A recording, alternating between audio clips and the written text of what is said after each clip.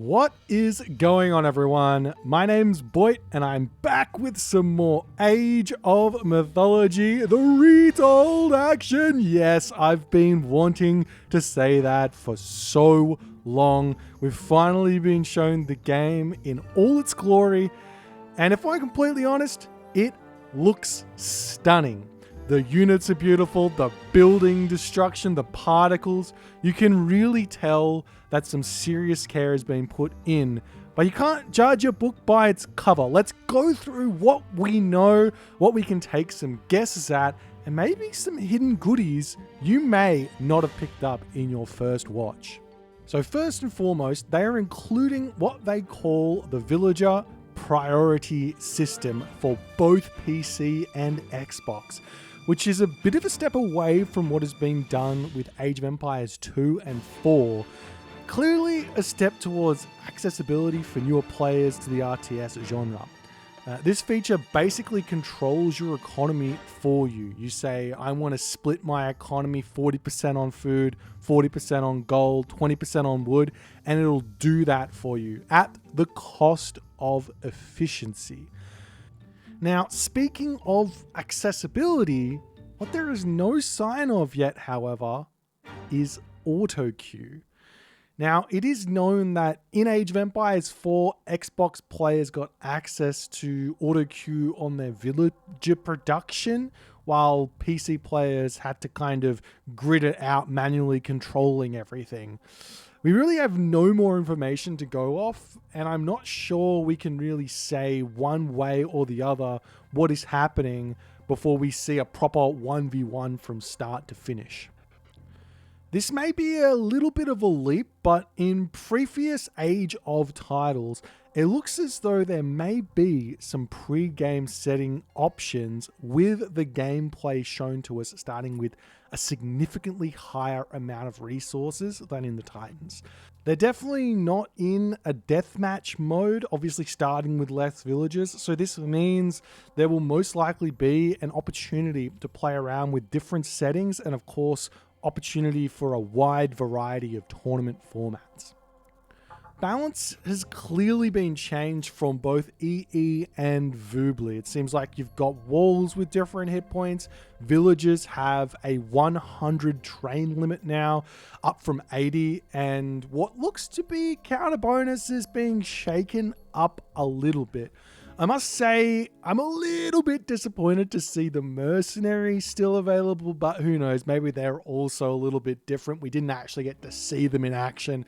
One thing's for certain, a new meta is coming. There will be a reset of top players for sure. And if you're a top RTS player looking for a new game to come dominate, this might just be the perfect time to jump ship. One big change we already knew was coming is a little more visible now. Our Egyptian player has what seems to be 2 town centers and 210 max population. On Titans, this would have been 140 at max. So we can take a guess that max population will be somewhere between 230 to 250 population, depending on how much population that third town center would give. Speaking of town centers, you could see town centers in the score in EE and Titans. It appears not to be there on Retold. This is absolutely huge and makes scouting so much more important. If you miss the town center, you may fall behind significantly. Whereas previously, we could use the town center score to determine whether to push hard, tech, or grab our own next town center in response. One really big thing is we can actually confirm now that the extra Norse building from the screenshots is 100% a new building for their Pantheon. So this is a bit exciting. We don't exactly know what's in it just yet, but it's new, it's there, and it's going to be something fun for Norse players to play around with. They did show off a very small part of the campaign, and it looks like with all of the balance changes and small things, they're also bringing in some new voice actors. Let's be completely honest, the original voice actors are iconic, but here's hoping that the new voices can be as iconic as the original. Our favorite laser crocodile, the Petsukos, is now called Petsabek. That could just be its new upgraded name. Not exactly sure. This indicates that potentially some name changes are going to be coming through, and we might be seeing some units slightly different names. Shouldn't be too big, but it will be interesting to see what they're going to change and what they're going to keep. One thing that's been keeping me up at night is that god powers are going to be reusable. That's all well and good, but the real question is how? God powers are going to have a cost and a cooldown, and favor is now unlimited, it seems. We don't really know how much the costs will be, but with the gameplay showing not one, but 2 Son of Osiris's, you can tell it's going to get crazy. We can extrapolate that our other big GPs like Meteor and Lightning Storm will cost a lot, but you'll have to save up a lot to be able to reuse them. It seems like the cost is favor, which raises a whole slew of balance concerns, but I brought those all up in a previous video, so check that out if you want. It'll be very interesting to see how they balance this. One other big concern that I'm now having is the inclusion of the Wonder Age. Wonders in the Titans, if we could be completely honest, were most of the time pretty anticlimactic. So I'm pretty glad this is getting a bit of a rework. God powers will become cheaper, which means you'll be able to fling them at each other a little more.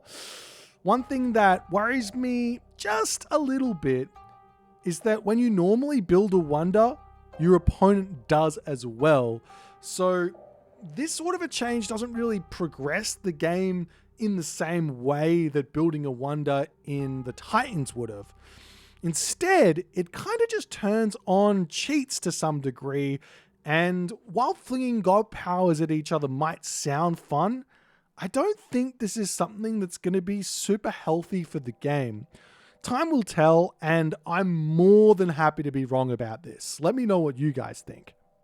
They did kind of let it slip just a little bit that the Chinese expansion that we already know is coming from all of the kind of extra content behind the scenes is quote unquote already looking good, which might point to it being right around the corner.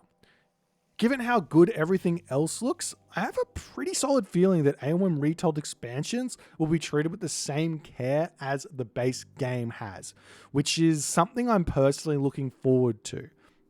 Finally, they have committed to supporting this game. It will have expansions, balance patch updates, and all the other awesome things that the previous definitive editions have received, which means one thing: AoM Retold is going to be bonkers good.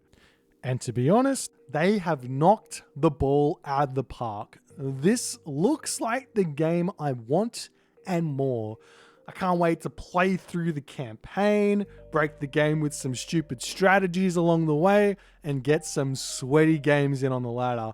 September 4th could not come fast enough. Let me know if I've missed anything in the comments that you guys noticed. There's so much stuff here to go through, but my name's Boit, and I'll see you guys in the next one.